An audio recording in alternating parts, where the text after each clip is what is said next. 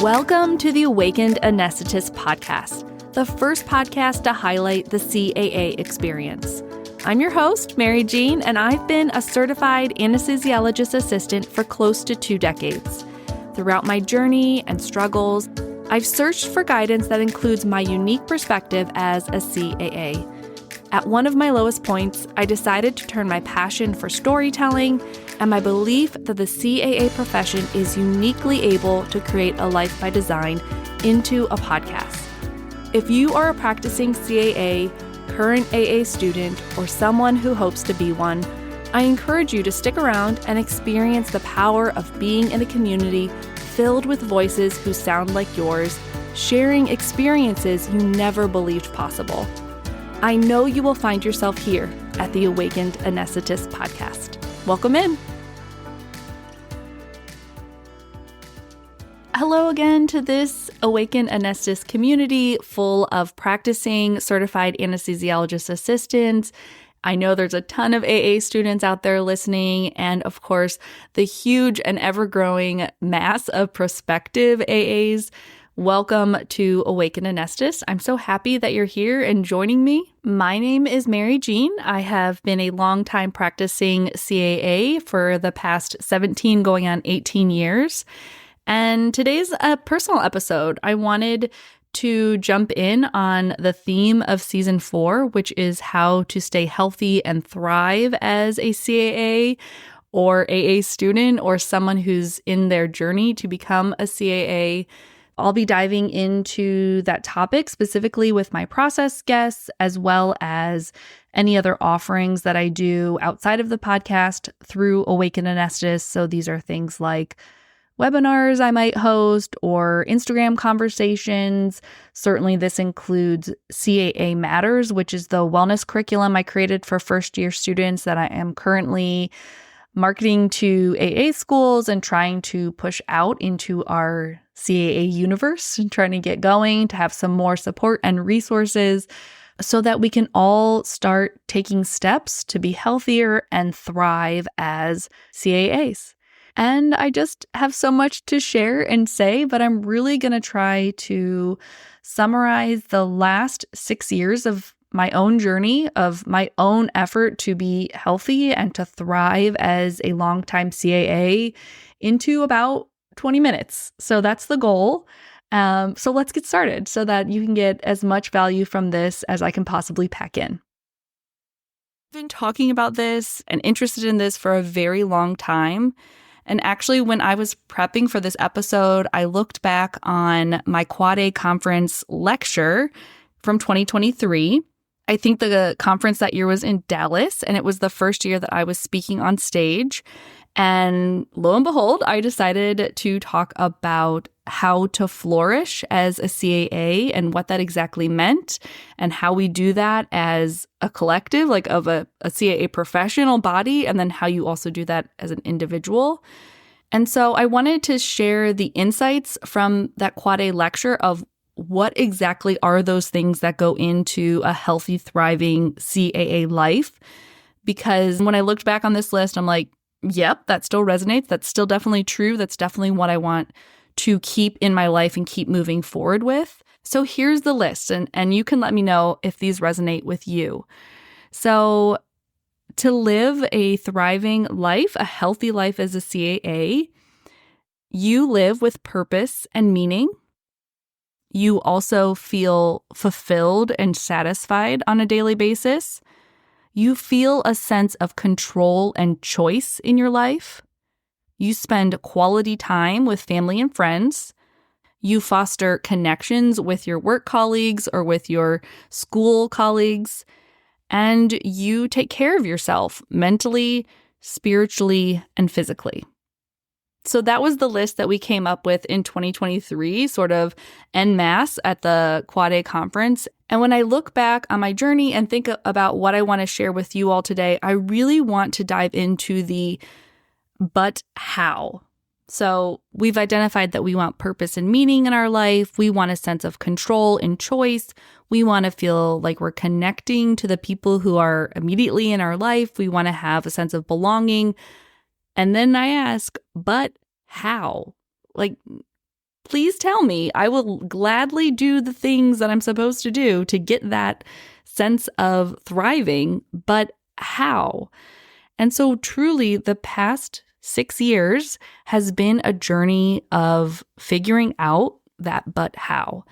And the need to answer that question has taken me to so many places.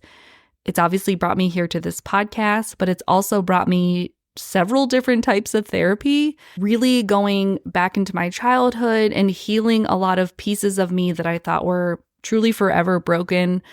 I was diagnosed with OCD at a point in this journey and received some healing and treatment for that.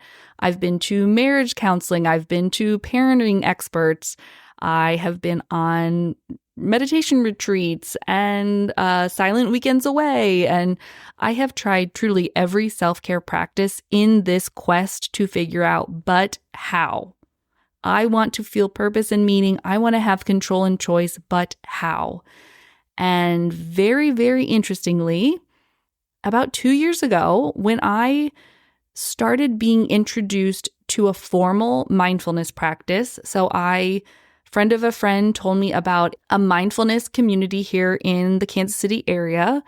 It is a community that is built around practicing mindfulness in many different ways, and it's a place that you can go physically to practice, as well as there's a lot of online offerings. A friend of a friend introduced me to them, and that started my very concrete journey into the actual practice of mindfulness. And once I started practicing mindfulness, I could see that in every single therapy session, in every single expert conversation, every podcast that ever really resonated with me, all of these other external forces were trying to get me to practice mindfulness. So it was all a little bit here and there. It was sort of diluted down in everything else I was doing. But the piece that really moved the needle forward in all of these different types of therapies and all of these other resources that I was accessing to try to live my best life, the through line was mindfulness. And I could start to see that when I started practicing just pure mindfulness about 2 years ago, really intentionally with this mindfulness community here in my area. And that's really what I want to share today, which is how my mindfulness practice has allowed me to be healthy and thrive as a CAA, to really get all those things that we laid out at the Quad A conference: purpose, meaning, control, choice, freedom, a sense of agency, all the beautiful things that, we hear about in a good life. Mindfulness has really been the path that has allowed me to step closer and closer to having those things in my life. And something that I've never heard people do on a podcast or in resources or in, other forms of media, and specifically never heard them do for certified anesthesiologists, is just really lay out the very practical analytical basics of how mindfulness can bring about purpose and meaning, and really break it down in that way that I love doing so much, which is to constantly ask, but how? And I hope just hearing it laid out really plainly encourages you to try some different practices in your own life, to maybe start identifying what's working in your life, what's not working, to give yourself some more time freedom to then use to, work on your next project or to think more deeply about the next subject that comes your way. And it builds and snowballs. And, I wouldn't say this is a super quick process. I don't know that I can really tout that, because for me, it's been a good 6 years and I'm still sort of figuring some things out, but I can see how far I've come by using mindfulness as a tool. So here's how mindfulness has allowed me to become healthy and thrive as a CAA. Number one, mindfulness has given me actual time back in my day. So it is no surprise that as a CAA or an AA student or just a normal American person living in our world today, life is very, very busy. And oftentimes when you're trying to make a change, when you're trying to be healthier, to institute new good habits, you're like, how could I possibly have enough time to do anything differently, because I'm so pressed for every moment of the day already? And very interestingly, when you start practicing mindfulness, You're carving out 5 minutes, 10 minutes, 15 minutes at some point in your day, meaning you're giving up doing something else. You slowly start to see how creating the time for mindfulness builds more time into your day. And this is how it happens. This is the part I feel like no one has ever said out loud that I just wish someone had clearly laid out. So when you allow yourself to connect to your own inner awareness in mindfulness, it creates the skill, like the actual neural pathways and neuroplasticity changes in your brain to allow you to be more aware of yourself when you're not actually practicing mindfulness. So it strengthens the connection, specifically in your prefrontal cortex, to just be able to feel into what's the next best right decision. And when you more clearly can make a more efficient and quick decision, you don't waste little moments, little pockets of time throughout your day. You have more motivation, you're more effective, and slowly, all of a sudden, you start feeling like you have more time in your day to make the next right decision.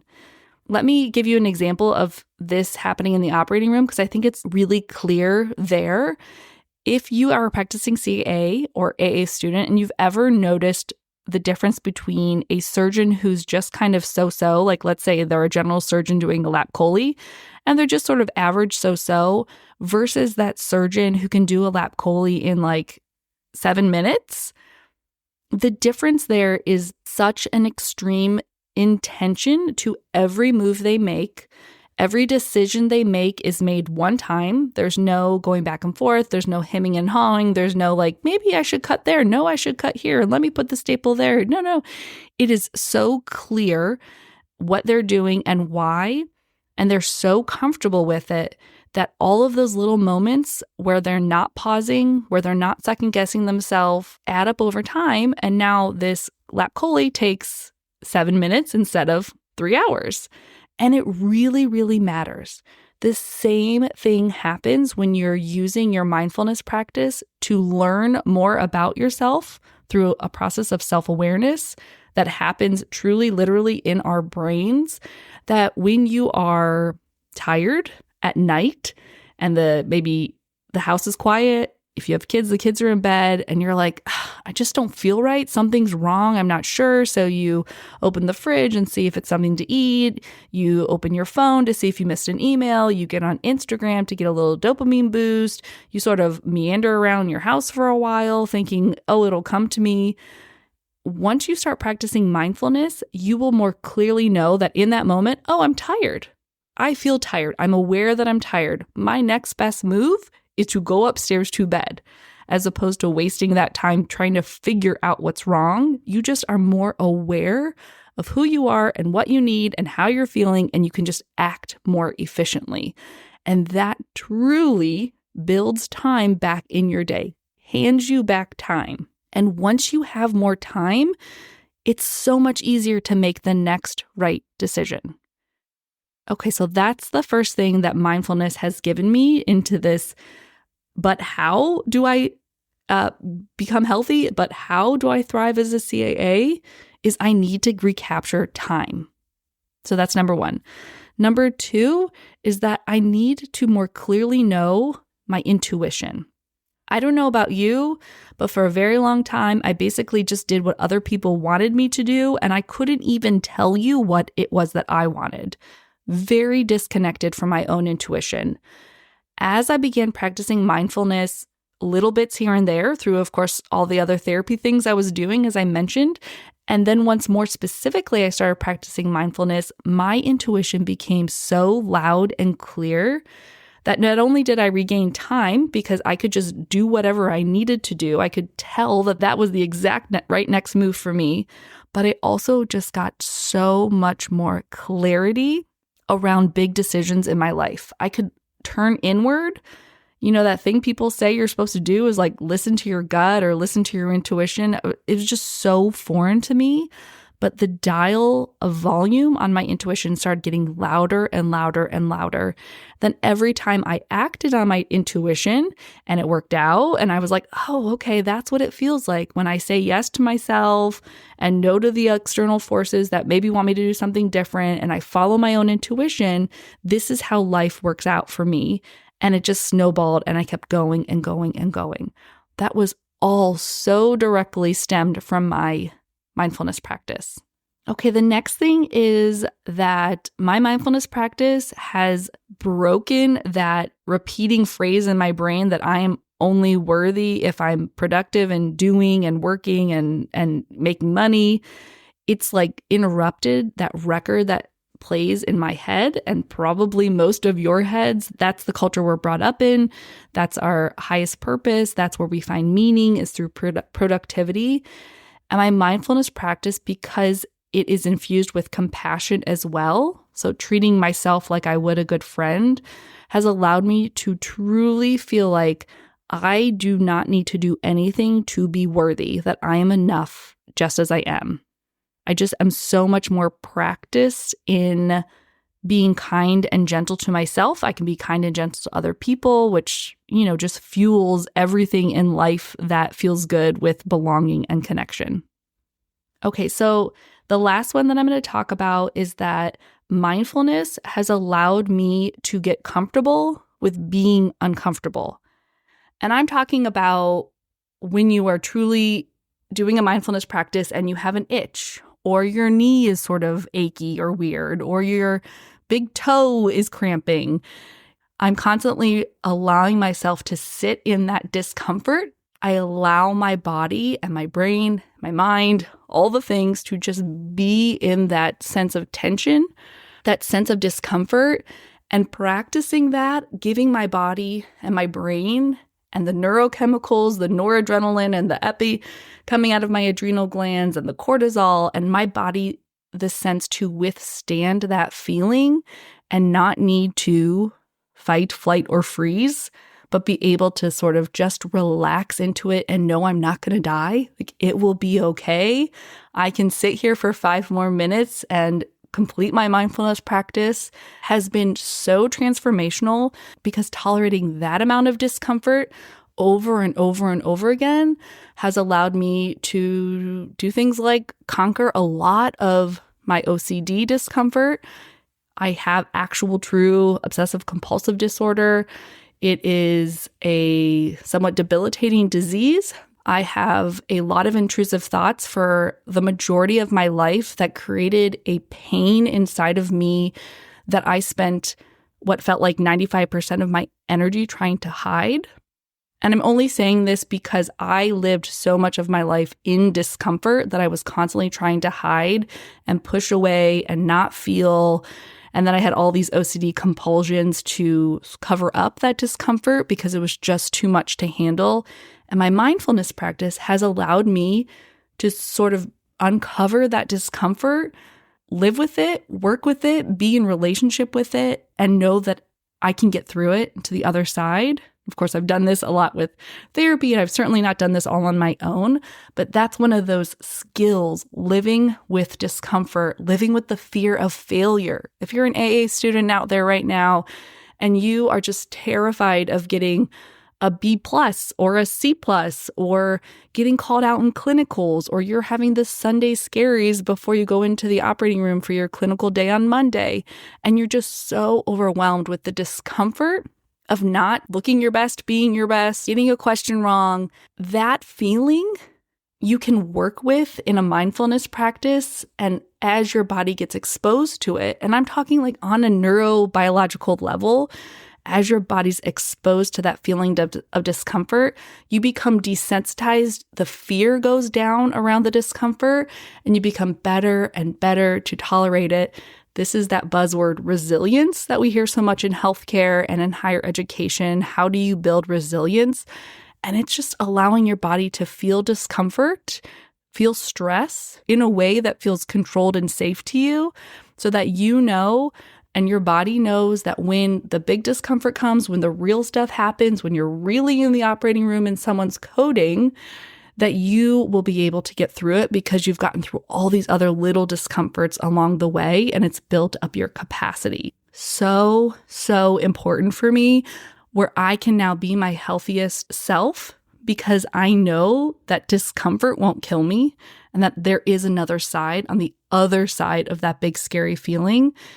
And I will eventually get through it so long as I wait it out, stay calm, use my coping skills, use my resources, find my sense of connection, find the positives in my life, lean on the people who understand me and know me. So much has happened through this ability to withstand discomfort because of my mindfulness practice. I just could go on, but I'm not, because we have come to the end of my 20 minutes. And I'm so excited to have shared this personal journey with you, shared about mindfulness. And if now you're asking, but Mary, how and why? Like, how do you do mindfulness? How do you build this skill? And why might I want to build this skill? I want to direct you to a free resource I just created. I actually hosted a live webinar called Introduction to Mindfulness for CAAs. You can access it by putting your email in the link in the show notes, and you will receive that instantly to your inbox. It's a video, and also I send you like the podcast style audio. And there's also ways to continue practicing mindfulness in a CAA community. You can sign up to receive those emails. I will be doing these mindful connection workshops once a month through season 4 of Awaken Anesthetist. So if you're listening to this in real time, you can sign up through the link in my show notes to receive more information about mindful connections. And yeah, I really feel excited about bringing mindfulness and the skill of mindfulness and the practice of mindfulness specifically to this CAA community.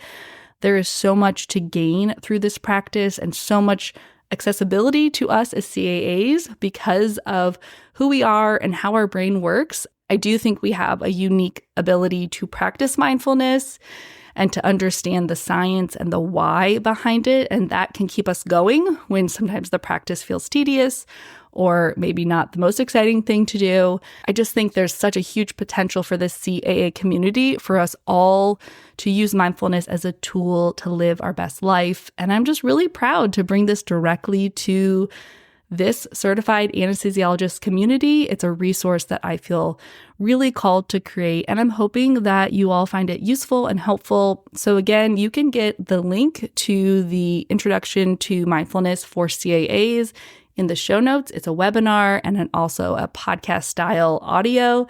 And then you can sign up to continue practicing with a community of CAAs by the link in the show notes for Mindful Connections.